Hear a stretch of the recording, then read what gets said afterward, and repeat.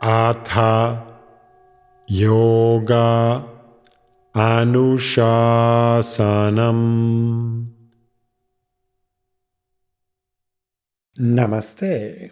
Welcome to Unravel the Thread, a podcast for people who want to apply the Yoga Sutras to yoga practice and to life today. Available online at simple-yoga.org, where you can also find courses, articles, videos, and guided meditations to enrich your practice. I am Ruben Vázquez, your companion on this journey of exploration. On today's episode, we continue our journey through the second chapter of the Yoga Sutra with the third sutra about pranayama, Sutra 251, that says, "The fourth type of breath is beyond internal and external regulation." The whole yoga project is a journey that moves you from the gross, outermost level of experience to subtler and deeper levels of internal experience. That is one reason for practicing asana, to gain enhanced awareness of bodily processes, and then to deepen the practice with pranayama in order to explore and feel the breath and the vital force that it carries.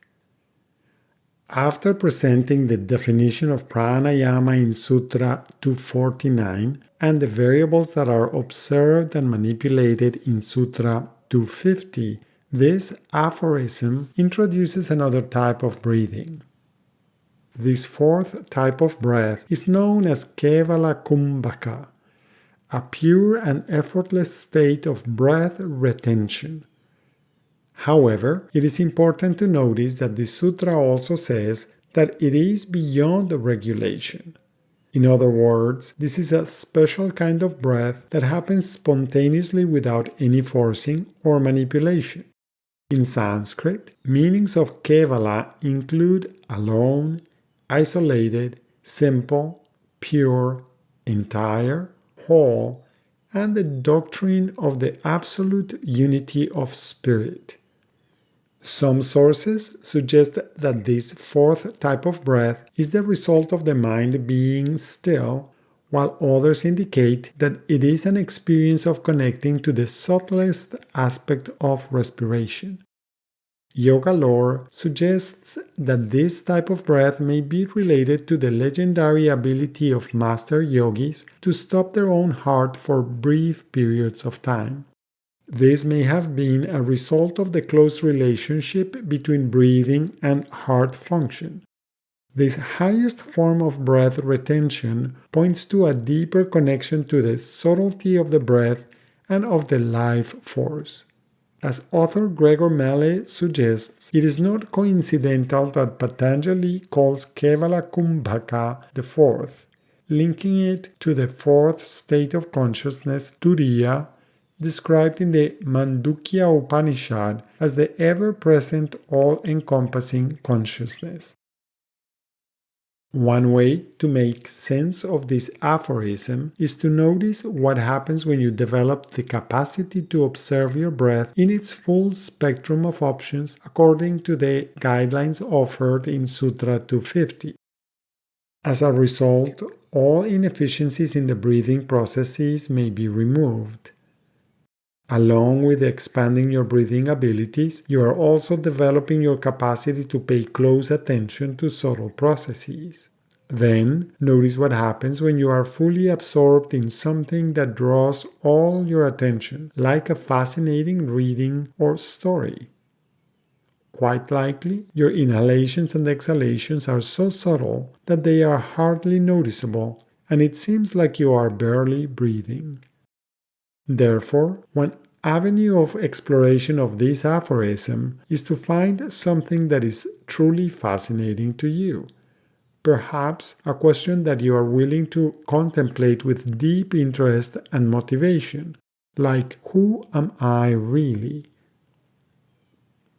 Or, where in my physical body do I feel love and compassion? It can be anything else that you find powerfully intriguing or anything that you find inspiring and uplifting as suggested in Sutra 139. Then, see what happens as you contemplate your point of focus for a while. Does your breath change? Does it become subtler, slower, and gentler? Another approach is to continue the journey from the previous sutra to make your inhalations and exhalations as long as possible. Notice that in order to make your breath longer, by necessity it will become subtler. This requires that your body and your mind are very relaxed and at ease. What happens when you try lengthening your breath with consistency? What are the limits of subtlety that can be experienced? This requires that your body and your mind are very relaxed and at ease. What happens when you try lengthening your breath with consistency? What are the limits of subtlety that can be experienced? Yet one more option for inquiry of this fourth type of breathing is to decrease gradually the length of your inhalations and exhalations. Remember that any gasping or abruptness might be warning signs to protect the integrity of your organism, so take agitation in your breath as useful feedback that invites intelligent action. Notice what changes as you gradually make your breath shorter and shorter, eventually letting go of all control over your breath and simply witnessing what develops. As usual, one more way of exploring the meaning of this sutra is by chanting it. You can choose to chant it in its traditional form, with some of the words coming together.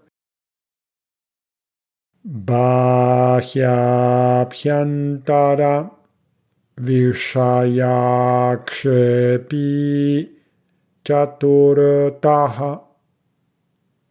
Another option is to chant each word in the sutra individually. Bahya Abhyantara Vishaya Akshepi Chaturtaha. Bahya Abhyantara Vishaya Akshepi Chaturtaha. Bahya Abhyantara Vishaya Akshepi Chaturtaha.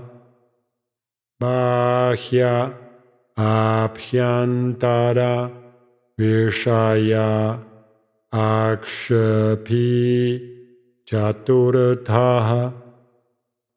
Bahya Abhyantara Vishaya Akshepi Chaturtaha.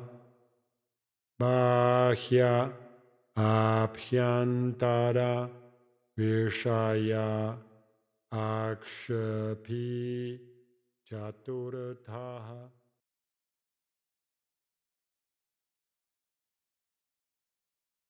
Thank you very much for listening. I hope you can join me for the next episode when we will continue by exploring the sutras about pranayama with the next sutra, 252. Please remember that you can find more information, yoga courses, and many free resources including articles, videos, and guided meditations at simple-yoga.org. I would appreciate it if you could share this podcast with others. Thank you. Until next time, Namaste.